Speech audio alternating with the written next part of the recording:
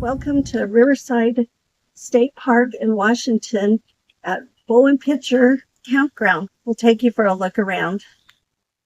Upon arriving at the park, check in. If nobody's in the booth, you go to the yellow phone, open it up, you pick it up, and somebody will answer on the other end. Maybe. And then you give them your information, your registration, your phone number, your name, and then you're officially checked in.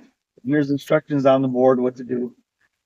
And there's the prices as of August in 2025.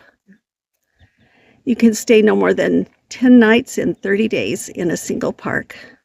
And you need a Discover Pass for $30, or you can pay by the day for $10. But if you're camping, you don't need a Discover Pass. There aren't a lot of sites in the campground. The lower site only has 14 with full hookups. So make your reservations early. This gives you an idea of kind of how the sites are. It's pretty nice. Sites 1 through 14 in the lower section along the river have full hookups, a picnic table, and a fire pit, which you usually can't use the fire pit in the summer because of the fire ban usually. But all the sites pretty much look the same. And you just go to the back and you have the Spokane River. We watched a fox this morning and sometimes beavers. Across from the camp host side is the hiker-biker site. It's a little sunny in that part, but you just park right along here.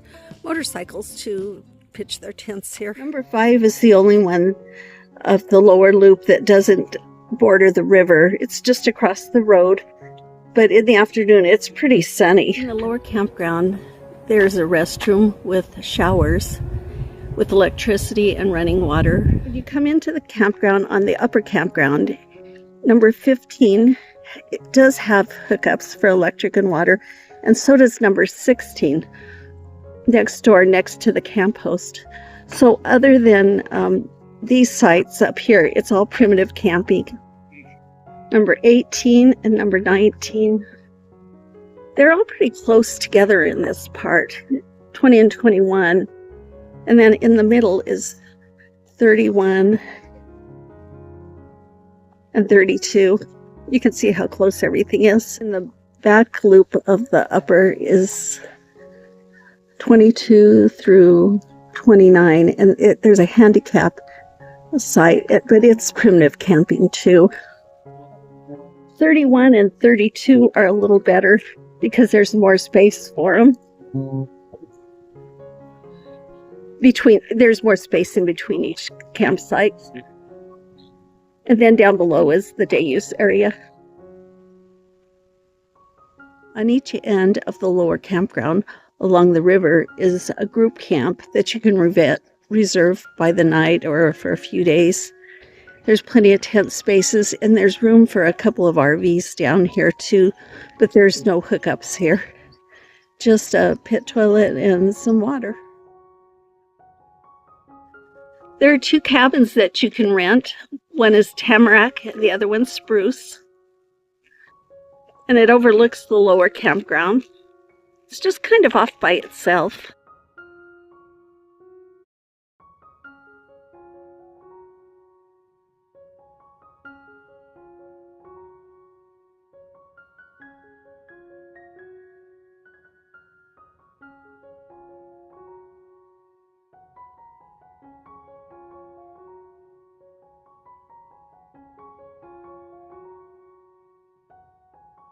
And then you have your own fire ring and picnic table.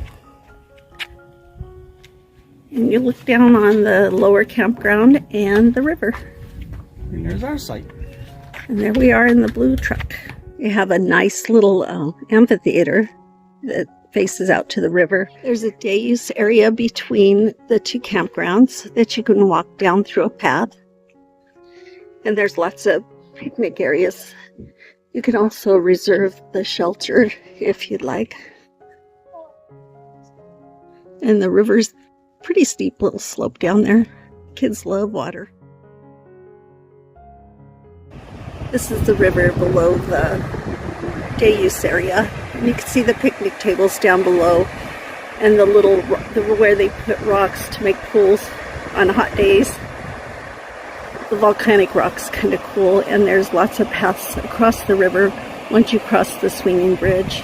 There's a couple of picnic tables down by the river where people have made little ponds, and then they float down the river and paddleboard. Here, the parking area in the upper part is also a day use area with paths that can take you to the different picnic areas, and there's a shelter you can reserve. They have water, and this takes you to the swinging bridge.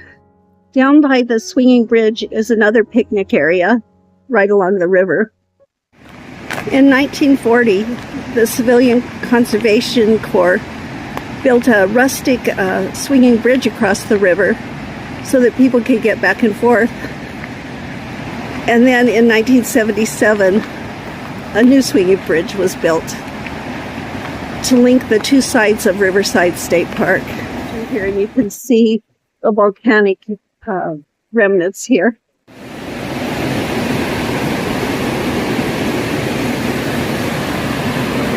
The river is really low now that it's the end of summer. I'm not sure what's the bowl and what's the pitcher, but a lot of cool rocks.